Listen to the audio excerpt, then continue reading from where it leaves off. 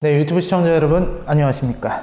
자, 지난 시간에 이어서 추석에 추천하는 라이너의 장르별 영화, 지난번에는 애니메이션 얘기를 좀 했었는데 오늘 할 얘기는요, 시간여행물이라는 장르로 한번 잡아봤어요. 시간여행 장르라고 하면은 역시 많은 분들이 백투더퓨처 얘기를 많이 하실 것 같고, 또 제가 추천할 수 있는 영화가 최근에 나왔던 일본 영화 중에서 나는 내일 어제의 너와 만난다 라는 영화가 있어요. 굉장히 저도 보면서 와, 이거는 되게 훌륭한 작품이다 라는 생각을 하게 만들었던, 정말 오랜만에 나왔던 일본판 어떤 로맨스의 수작이다 라고 할 수 있는 작품이었는데, 그런 작품도 말고요, 루프물 이야기를 해보도록 하겠습니다. 시간을 달리는 소녀 같은 작품이 있을 수 있겠고요, 엣지 오브 투모로우라는 작품이 최근에 있었습니다. 그 영화 같은 경우는 시간을 반복할 수 있는 능력을 갖추게 된 주인공, 정확히 얘기하면은 죽고 나면 특정 순간부터 다시 시작하는 겁니다. 게임이랑 비슷해요. 게임 같은 경우에 우리가 세이브 포인트를 딱 박아놓고 쭉 진행하다가 아니다 싶으면은 세이브에서 돌아올 수 있잖아요. 특정한 세이브 포인트가 존재한다. 그게 이제 루프물의 특징이기도 하죠. 최근에 나왔던 영화 중에서 이제 해피 데스데이, 굉장히 전형적인 루프물입니다.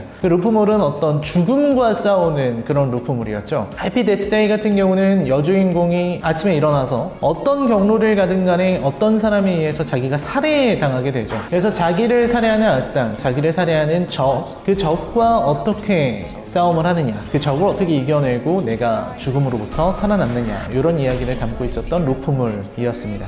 많은 분들이 타임루프물의 최고의 명작이 뭐냐 라고 물어보면 아마 사랑의 블랙홀 이야기를 할 것 같습니다. 1993년도에 나온 거의 27년 정도 된 그런 작품인데, 이 작품을 왜 최고의 작품으로 치냐면 이유는 간단합니다. 지금 나오고 있는 대부분의 루프물들은 사랑의 블랙홀의 영향 아래에 있다라고 말할 수 있을 정도로 사랑의 블랙홀이 만들어 놓은 지점은 엄청나다고 할 수 있겠습니다. 사랑의 블랙홀을 여러분들이 다시 보시면 나 저 장면 어디서 많이 봤는데? 하는 장면들이 되게 많아요. 이유가 뭐냐면 그만큼 사랑의 블랙홀에 나왔던 장면들을 다른 영화들이 반복적으로 따라 했었기 때문이죠. 그만큼 영향을 받은 영화들이 많기 때문에 뒤늦게 보면은 오히려 사랑의 블랙홀이 되게 저거 어디서 봤는데? 라는 느낌이 들게끔 만든다. 이 루프물에서 나올 수 있는 이야기와 상황과 다양한 요소들을 전부 다 어쩜 저렇게 다 집어넣었지? 라는 생각이 들 정도로 다 들어가 있습니다. 이 루프물을 통해서 주인공이 갈등을 겪고 시간이 반복된다는 것을 깨달은 주인공이 갈등과 위기를 계속해서 반복적으로 겪고요, 그 안에서 그걸 적응하려고 노력하고 마침내 성장을 이루게 된다는, 그 루프에서 탈출하게 된다는 이런 이야기를 완벽하게 다룬 작품은 사랑의 블랙홀 이전에는 없었습니다.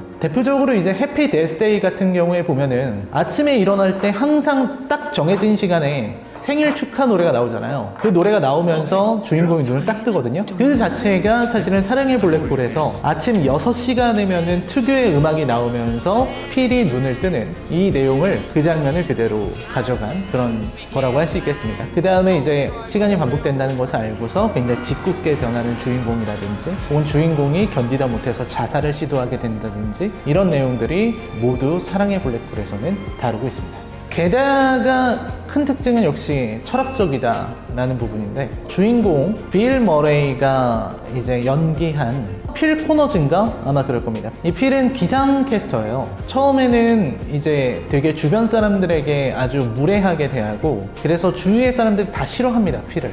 그만큼 이제 퉁명스럽고 주변 사람들의 마음을 잘 모르고 항상 불만에 차 있고 언제나 자신의 불만을 바깥으로 얘기할 줄만 아는 그런 인간이라서 주변에서도 굉장히 안 좋은 인간으로 취급을 하죠. 이 주인공이 빌 머레이가 참 대단한 배우라는 생각이 드는 게, 영화 초반에 빌 머레이를 보면은 그렇게 기분이 나쁠 수가 없어요. 보면서 와, 저 사람 진짜 비호감이다. 그러니까 표정 자체도 완전 비호감처럼 짓고 있고, 되게 막 하기 싫은 사람 봤을 때 우리가 느끼는 불쾌감 있잖아요. 그 불쾌감이 빌 머레이를 통해서 뿜어져 나옵니다. 근데 영화 후반부에 빌 머레이를 보면은 완전 다른 사람이에요. 사실 빌 머레이 같은 경우는 지금은 너무나도 나이가 많이 들었지만 미국을 대표하는 코미디언 출신의 남자 배우로서 뛰어난 모습을 보였다. 정말 너무나도 연기를 잘한다 말씀을 드릴 수가 있겠죠. 그리고 빌 머레이라고 하는 인물이 가지고 있는 어떤 캐릭터성을 완성시킨 것이 저는 사랑의 블랙홀이라고 생각해요. 물론 그 전에 뭐 고스트버스터즈도 있고 다양한 작품들이 있었지만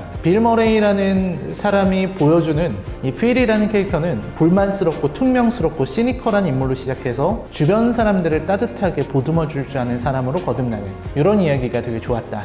이 영화 제목이 원래 그라운드 호그 데이예요. 성촉절이라고 미국의 2월 2일에 있는, 우리나라로 치면은 뭐 입춘 정도 되는 절기라고 보시면 되겠습니다. 겨울이 가고 봄이 오기를 바라는 그런 걸 기리는 날이죠. 펑서톤이라고 하는 아주 조그만 시골 마을로 매년 이 그라운드 호그 데이가 오면은 마멋이라고 하죠. 쥐 같은 마멋이라는 동물을 이렇게 들고, 동물이 이렇게 뭐라고 얘기를 해주면 그걸 듣고서 뭐 겨울이 몇 주간 지속된다 뭐 이런 얘기를 한다는 거예요. 아무튼 그 마을에 가서 사실 필은 매년 하는 일이기 때문에 얼른 끝내고 가야지 라고 생각을 했었는데, 거기를 갔다가 아침에 촬영을 간 거예요. 리타라고 하는 PD, 레리라고 하는 카메라맨 이렇게 데리고 3명이서 촬영하러 갔습니다. 그래서 녹화를 하고 일을 끝내고 다시 돌아가려고 하는데 이제 폭설이 내리죠. 그래서 집에 가지 못하고 거기에서 하룻밤을 묵었는데 다음날 일어나 보니까 똑같은 하루가 반복되더라 라는 이야기입니다. 사실 이 똑같은 하루가 반복되는 이야기가 이제 그 후로 쭉쭉 계속되는 거죠. 그러면서 그 사실을 알게 됐던 필은 처음에는 되게 다양한 일들을 겪다가 나쁜 짓을 많이 하기 시작해요. 대표적으로 이제 여자를 꼬시는 거죠. 첫날에는 가서 물어보는 겁니다. 어디 학교 나왔냐? 학교 선생님 누구였냐? 선생님 이름 뭐였냐? 뭐 이런 개인정보를 물어봐요. 그리고 다음날 하루가 리셋이 되잖아요. 리셋이 되면 아무것도 모르는 그 여자한테 나가서 이름 말해주고, 너 어느 학교 나왔지? 너 3학년 때 같은 반이었어. 이런 식으로 얘기를 하면서 이제 접근을 하게 되는 거죠. 그리고 만약에 그날 좀 실패하더라도 필은 계속해서 하루가 반복되기 때문에 전날 실패한 부분에서 다른 것들을 알아내서 시도하면 되니까 계속해서 많은 것들을 얻을 수가 있죠. 그래서 여자도 꼬셔보고 현금 수송 차량에서 현금을 훔치기도 하고요. 그러다가 보면은 이제 지치게 돼요. 그 지쳤을 때 사실은 자기가 꼬시려고 했었던 리타가 그런 얘기를 합니다. 만약에 당신 같은 상황이라면, 그리고 당신이 정말 신이라면 좀 긍정적으로 생각해보는 건 어때요? 라는 얘기를 하게 돼요. 그리고서 처음으로 긍정적인 행동을 했던 게 길에 있는 노숙자를 도와줬던 거예요. 이런 것도 많이 들어보셨죠? 이 모든 원조가 사실은 사랑의 블랙홀인데,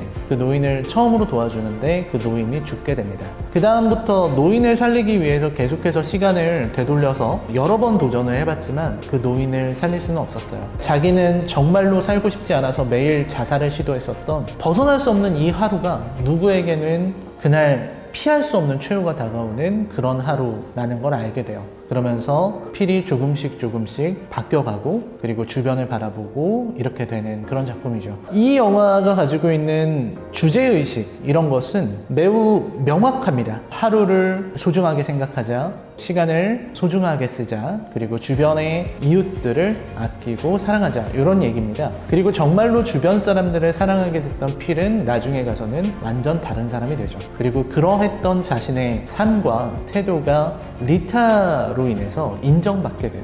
그 장면이 사실은 이 영화의 가장 아름다운 장면이죠. 명대사들은 다 뒤에서 나옵니다. 정말 이 작품의 주옥 같은 명대사들 되게 많거든요. 오늘은 정말 특별한 날이라고, 무슨 날인데요? 라고 했을 때 오늘이 바로 내일이야 라고 얘기했던 그런 대사들이라든지, 이런 부분들이 사실은 이 영화의 명대사로 남아있는 것들이죠. 특히 마지막에 필이 펑서토니에서 계속 살기로 해요.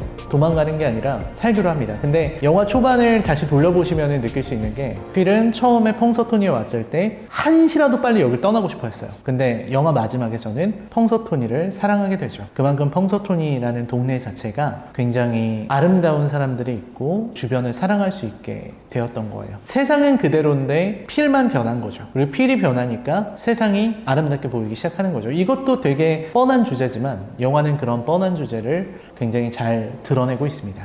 마지막으로 좀 더 한마디 더 말씀을 드리자면, 이 사랑의 블랙홀은 지금 보셔도 되게 재밌을 거예요. 워낙 잘 만든 작품이라 시대를 넘어서는 재미를 주거든요. 제가 예전에 추천했었던 해리가 셀리를 만났을 때 같은 작품처럼 사랑의 블랙홀은 그보다도 더 큰 재미를 줄 수 있는 이런 영화라고 생각이 듭니다. 내가 항상 똑같은 일을 반복해서 하게 되면 하루가 굉장히 짧고, 하루가 전혀 기억이 안 나는 의미 없는 하루를 보내게 돼요. 나중에 보면 사랑의 블랙홀에서 필은 거의 모든 순간을 다 의미 있게 보내려고 노력합니다. 이런 부분은 사실 About Time에서도 한번 언급됐던 그런 주제들과도 다 있기 때문에 사실 이런 시간 여행물과 그리고 사랑의 블랙홀의 관계 이런 것들을 생각해봐도 좋을 것 같습니다. 타임루프몰의 최대의 명작이라고 할 수 있는 사랑의 블랙홀 추천이었습니다. 모든 내용을 다 말씀드릴 수는 없지만 한번 추석에 집에서 한번 보면은 좋은 작품으로 타임루프몰 말씀을 드렸고요. 그 다음에 제가 언급했던 영화들은 다 재밌는 작품들이라고 생각해요. 해피 데스데이는 좀 뻔하긴 하지만 그 정도 어떤 저예산으로 만든 영화들 중에서는 흥겹게 볼 수 있는 그런 어떤 살인물